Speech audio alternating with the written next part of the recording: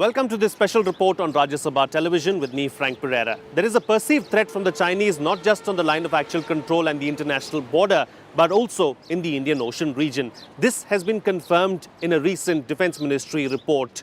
The Chinese continue to spread their footprint in India's immediate neighbourhood, and India is not very pleased about it. On this special report, we'll try and find out what the battle of supremacy in the Indian Ocean really is. China is spreading its tentacles in India's immediate neighbourhood using diplomatic and military routes. The Red Dragon is trying to use its influence in Myanmar and Pakistan to try and get a foothold in the Indian Ocean region. India, on the other hand, has vowed to maintain security in a region that it has long dominated.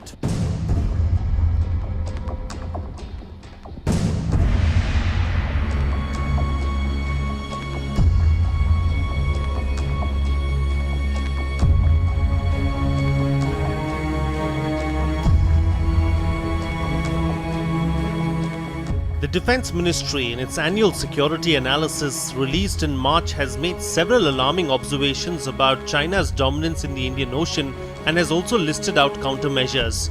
China is extending its lines of access towards the Indian Ocean through Myanmar and Pakistan. Its footprint in India's immediate neighbourhood has been increasing as a result of its proactive diplomacy.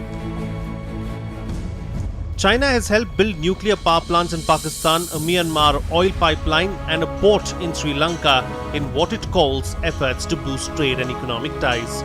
India remains wary of its military intentions, protesting two visits last year by Chinese submarines to Colombo, less than 200 miles from India's coastline, in waters carrying most of the world's oil trade.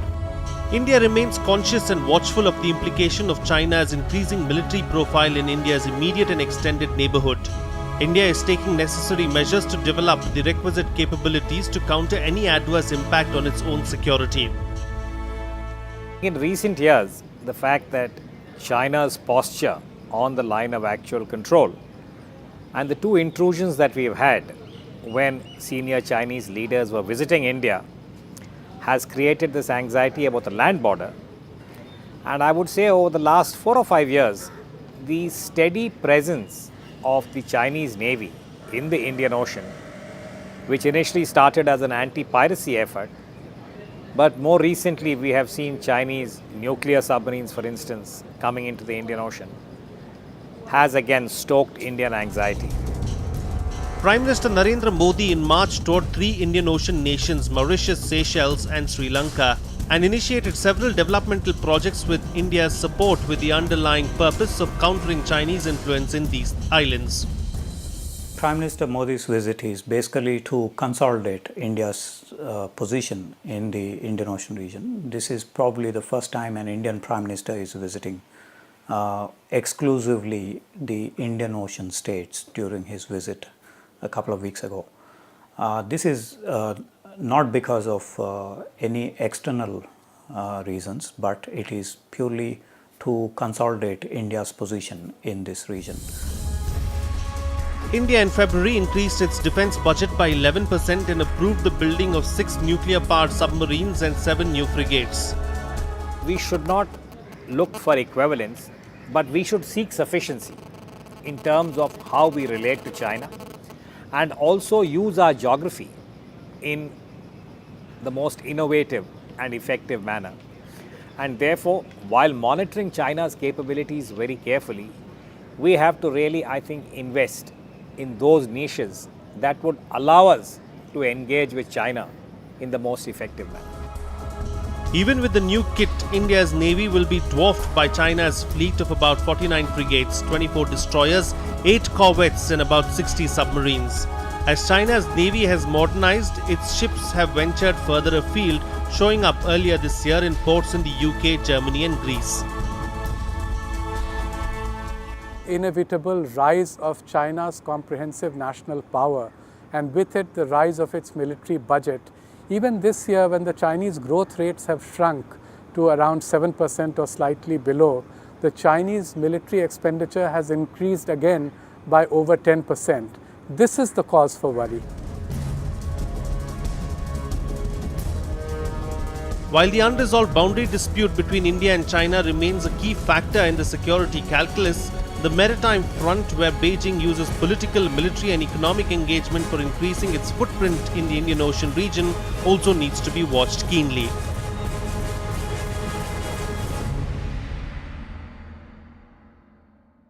So what makes these tiny little islands that important? Why are China and India jostling to get power in the region? Are these tiny islands just a few hundred or thousand nautical miles away from the Indian coast really that important? Let's find out. Dubbed as the center stage for the 21st century by American writer Robert Kaplan, the Indian Ocean has as many as 20 nations within its fold, of whom India stands geographically and potential-wise bang in the middle. Other capable countries like South Africa, Iran, Indonesia, and Australia are also members of the Indian Ocean Rim family, but none of them has the centrality or attraction like India to assume regional leadership. Islands become important if they provide support and sustenance to extra-regional powers. For instance, in the Indian Ocean, if there is a military presence of the Chinese, we don't care about Chinese merchant shipping in the Indian Ocean. They depend on the Indian Ocean for most of their trade. Indian Ocean and the two choke points, the Gulf of Hormuz and the Straits of Malacca, is where most of Chinese oil imports are routed from. That's not a cause for worry. What is a cause for worry if Chinese nuclear submarines begin to appear in our neighborhood and start anchoring in ports or islands in the Indian Ocean? Beijing, with the help of economic and commercial initiatives, is mapping out a web of influence by increasing its presence in the Indian Ocean. There are two reasons for China's expansion into the Indian Ocean. First, some of these islands can prove to be China's answer to its Malacca dilemma, strengthening its energy security by reducing its dependence on the Strait of Malacca. Second, an increasing presence in the Indian Ocean is crucial to strengthening Beijing's role as a key actor in the emerging security architecture in the Indo-Pacific. There is no doubt that China aspires to be a maritime power. Beijing realizes that to be considered as a great power, it must have a role and stake beyond its region, beyond the Western Pacific and throughout the Indo-Pacific. China has legitimate interests in the Indian Ocean region. Last year, China imported 340 million tons of oil, most of this passing through the Indian Ocean region, and about 80% of this passing through the Straits of Malacca. So, in that context, China is an interested party in the Indian Ocean. However, some eyebrows are raised in different parts in the Indian Ocean region when China had initiated what is called as the so-called string of pearls in 2005, by which they are planning to build some ports which are of dual use facilities, civilian as well as naval component involved in these. Having attained a favorable status quo in the Western Pacific, China is now engaging with the island nations of the Indian Ocean through its investments and commercial initiatives. It is through its relationship and investments with these nations that Beijing aims to project itself as a resident power of the Indian Ocean, leading to a greater security role throughout the Indo-Pacific. However, unlike in the Western Pacific, the Indian Ocean is already home to many resident middle powers, wary of China's unilateral and hostile maritime policies. As a result, the possibility of increased Chinese presence in the Indian Ocean is leading to competition for geostrategic space, especially between India and China. When we look at the entire maritime domain, for instance, China's current support to Pakistan to acquire submarines, that will also alter the tactical situation in a certain way. So I think for us, we need to engage with the Chinese and see how best to ensure that our interests are not adversely impacted. The visit to Prime Minister Narendra Modi to the nation's maritime neighbours is reflective of India's desire to shore up its profile in the Indian Ocean region, a region long considered India's backyard but where New Delhi's influence has been eroding slowly but steadily. China has extended a quiet exchange to India's preeminence in South Asia through diplomatic and aid efforts directed at the small island nations dotting the Indian Ocean. While China, Japan, South Korea and Southeast Asian nations fight over specks of islands and reefs in the East and South China Sea, mainly because of undersea resources, islands in the Indian Ocean are emerging as a new focus for struggle between China and India. What we need to do is to have a different level of relationship with each one of them, which had flagged in recent times, and to also ensure that there is no Chinese military presence in these islands. That's enough for us. It's not in competition with the Chinese, but really to build up our own equities with all these three countries that the visit was important. China has been busy forging special ties with island nations on India's periphery, including Sri Lanka, Seychelles and Mauritius. China's attempt to gain a foothold in the Indian Ocean came into view in 2012 when reports emerged of an offer from Seychelles to China for a base to provide relief and resupply facilities to the Chinese Navy. Though promptly denied by Beijing, the offer underscored the changing balance of power in the region. India has traditionally been the main defense provider for Seychelles, providing armaments and training to its forces. The Indian Navy has also been making regular forays into the island nation's surrounding waters. First one was actually in 1986. During that time, China sent 3 ships to Chittagong, to Colombo and to Karachi. In 1986, they decided that their logistics are extended. What Prime Minister Modi did in Seychelles, Mauritius and Sri Lanka was to affirm that India is not only the historical lodestone of the Indian Ocean, but also the contemporary leader with the wherewithal to safeguard and develop the region. He served notice to China and the US, the two external superpowers prowling the Indian Ocean for influence, that India will not let its comparative advantages to go to waste. Whenever we speak of supremacy in the Indian Ocean region, terms such as Malacca Dilemma, String of Pearls and Iron Curtain always come up. What do these mean? We'll tell you on the other side of this short break. Welcome back, you're watching Rajya Sabha Television. So what do Malacca Dilemma, String of Pearls and Iron Curtain really mean? Are they just fancy terms given to far-fetched theories, or do they really mean something? Let's find out now. China is the world's largest exporter of finished goods and one of the largest importers. It is the biggest consumer of energy resources, and as its economy expands, its energy hunger only grows. Almost all of China's external trade is seaborne. In fact, shipping lanes are the lifeblood of China's trade with the world. It is in the light of this crucial fact that we have to look at China's Malacca Dilemma. Every day, there are about 360 ships which pass through that region. In other words, cumulatively about 1 lakh ships pass through every year. And the projections are that the Straits of Malacca's shipping would increase to roughly about 1,50,000 in the next 10 years' time. Which means if there is any blockade by human-made or by natural disasters, then China rise will be problematic, because China is importing 80% of its oil or gas from this region. So this is called the Malacca Dilemma. The Malacca Strait is a narrow channel of water that separates the Malaysian peninsula from the Indonesian island of Sumatra. In geographical terminology, a strait is a narrow channel of water that separates two land territories and connects two water bodies, just like the Park Strait between India and Sri Lanka. The Malacca Strait is one of the world's busiest shipping lanes, with over 1 lakh vessels passing through it every year. Located pretty close to this is Singapore. It is separated from the Malaysian peninsula by the Johor Strait. Singapore hosts a huge naval base belonging to the United States Navy. In fact, it is the US Navy that more or less controls the Malacca Strait and other water-based trade channels in this part of the world. It is this reality that is giving Beijing the jitters, because more than 70% of China's energy supplies move through the Malacca Strait. To avoid any further problems that may arise, Beijing is trying very hard to bolster its external defenses, not just to secure its economy but also the Communist Party's future. To resolve its Malacca Dilemma, Beijing has embarked on the ambitious String of Pearls strategy. China is putting across pearls all across the Indian Ocean. These include Gwadar, these include Hambantota. And in November 2000, they also signed, Maldives defense minister signed an agreement for a submarine base in Marao, closer to Malé. However, due to Indian intervention in this area. The Maldives appear to have shut down that project with the Chinese on the submarine base.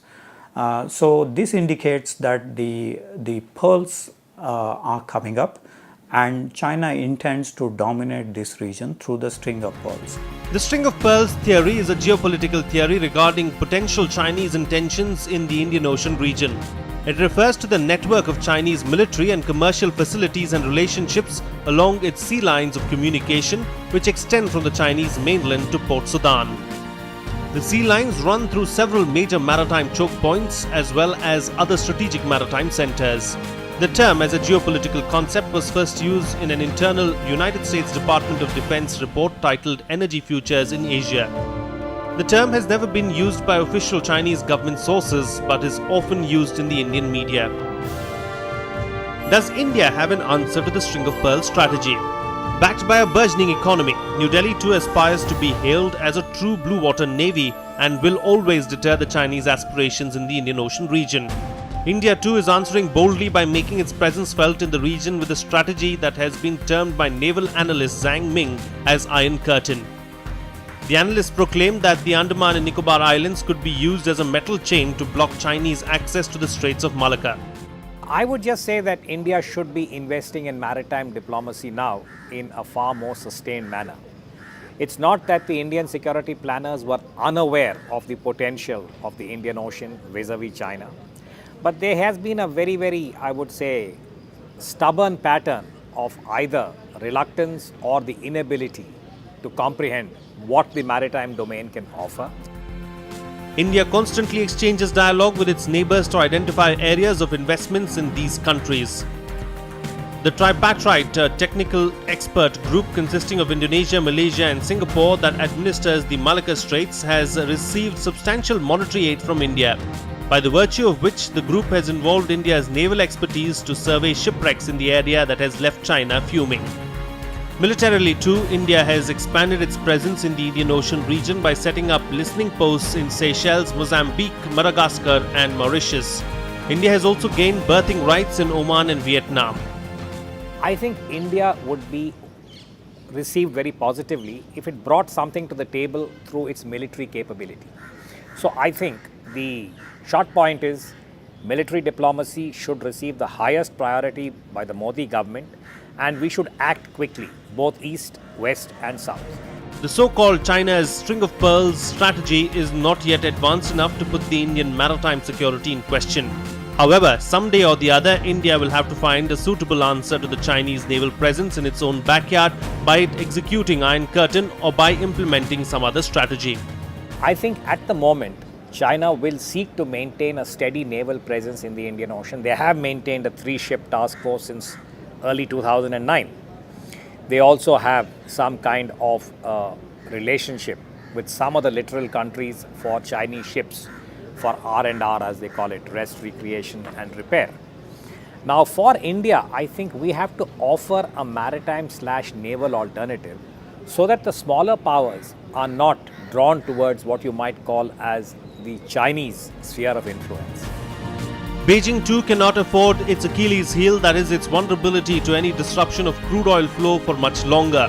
Both nations therefore should look forward to draft a Sino-Indian maritime agreement.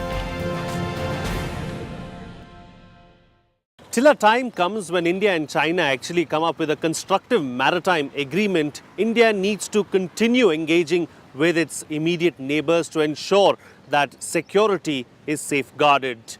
The Prime Minister Narendra Modi has done just that. Let's take a look now at the relationship that India shares with its immediate maritime neighbors.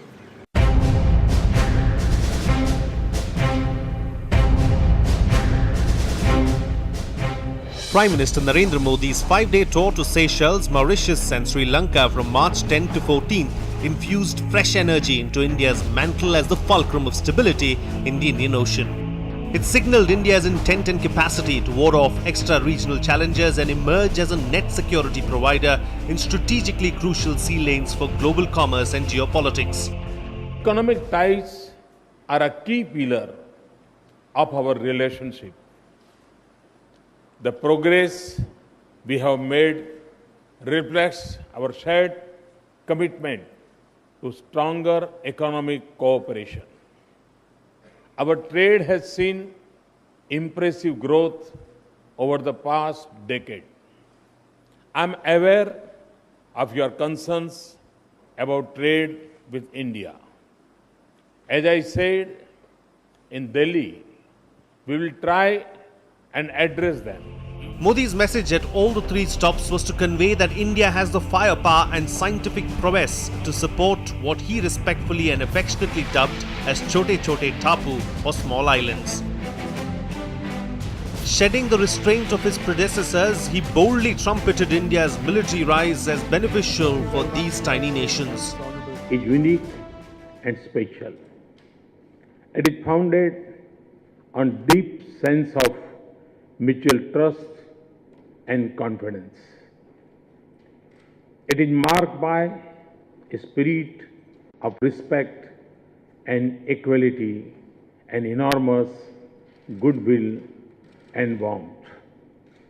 It draws strength from our shared values of democracy and inclusiveness.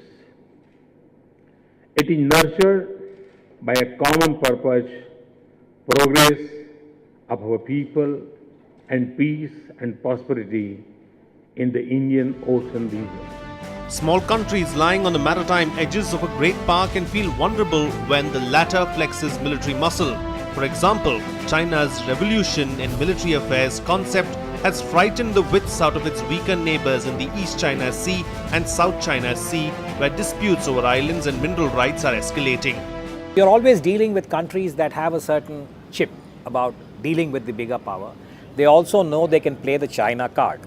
So I think Indian diplomacy, it's not that they don't know, has to constantly internalize this need to be empathetic, and sometimes we perhaps have to be more patient than the other side. And I think one area which India needs to invest in is a continuous political dialogue. That, I would say, has not been happening. Modi's proposal is a different approach altogether, wherein India will never mount any territorial claims over its Indian Ocean cohabitants. Rather, India would do everything to strengthen the defense sectors of these countries to ward off traditional challenges like powers from outside the region and non-traditional foes such as seafaring pirates and religious extremists. We have now invested in what we call as the Mausam project. Now, related to that is the whole concept of Varuna as related to the oceans. And I think this is something that Prime Minister Vajpayee, during his tenure, had drawn attention to. At that time, we spoke about the Sagar Mala. Now, the whole logic was that we should use the maritime oceanic domain in a far more innovative and effective manner for India's security and commercial and trade interests. The distinct Indian vision of a security umbrella in the Indian Ocean is reflected in two landmark agreements signed during Modi's visits to Seychelles and Mauritius, whereby New Delhi acquired infrastructure development rights in Assumption Island and Agalega Island, two vital listening posts. By operating and sharing surveillance systems on these islets, India is explicitly helping their host nations access the moves of unsavory elements in the region. Seychelles had previously offered refueling and docking facilities to Chinese warships involved in anti-piracy operations. Sri Lanka too had hosted Chinese submarines for resupplying en route to anti-piracy missions near the Horn of Africa. Aware of the expansionist mindset of the Chinese Navy and the ever-present US Navy, which has hunkered down in our backyard with heavy paraphernalia, Modi is pursuing robust arrangements for India to remain a preferred partner for the security of Indian Ocean neighbors. There is, in January, there is a joint vision statement, strategic joint vision statement, in which Indian Ocean as well as South China Sea has been mentioned in the Obama-Modi joint statement. So the United States is already factored in as part of this joint statement, and actually both of them are working together on various issues. For example, we have more than a decade, I think 17 or 18 times we had Malabar exercises conducted between US and Indian navies. So there is the interoperability principle which has been evolved between the two sides. Prime Minister Modi must be credited for skillfully playing the kinship card in Seychelles, Mauritius and Sri Lanka.